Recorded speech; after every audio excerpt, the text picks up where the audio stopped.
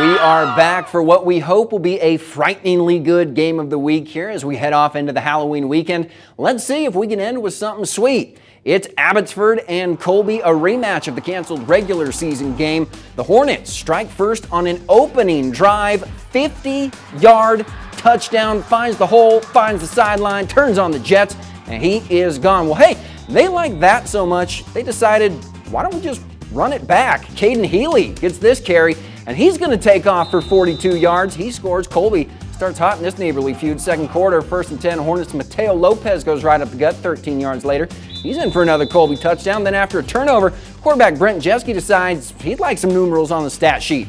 He keeps it himself for a touchdown, and that's going to be their 4th of the game. This one was completely Colby. They dominate tonight, winning 48-8, and our Addison Van Patten has more on that win. Hey Alex, it was the first playoff matchup between these two teams in school history, and like they say in the SEC, this one just means more. For the Falcons, tonight's game was efficient. Brent Jeske had 132 yards rushing, just 32 in the air in that first half. It was a 60-yard touchdown. Then right after, a 58-yarder. Once they went up by 42, they took out their starters, getting them ready for next week. Yeah, it's just nice to get her going because late first quarter we've been struggling in the first quarter, and I really wanted to get it going against Abbotsford, so it was nice to pound it. So Coach talks about just making one cut and go north and south. And I think that's what we worked on a lot these past couple weeks.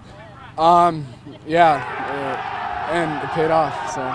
So in the fourth quarter, they took out Jeske, put in Junior Meyer at quarterback. He was able to score one more touchdown for the Falcons before the clock ran out. Now, I asked Coach Hagan after the game what was the thought process behind that decision, and he just said it was keeping Jeske as fresh as possible for Auburndale next week. That's their next matchup in the playoffs. It'll be right here back at home. From Colby, I'm Addison Van Patten, News 9 Sports.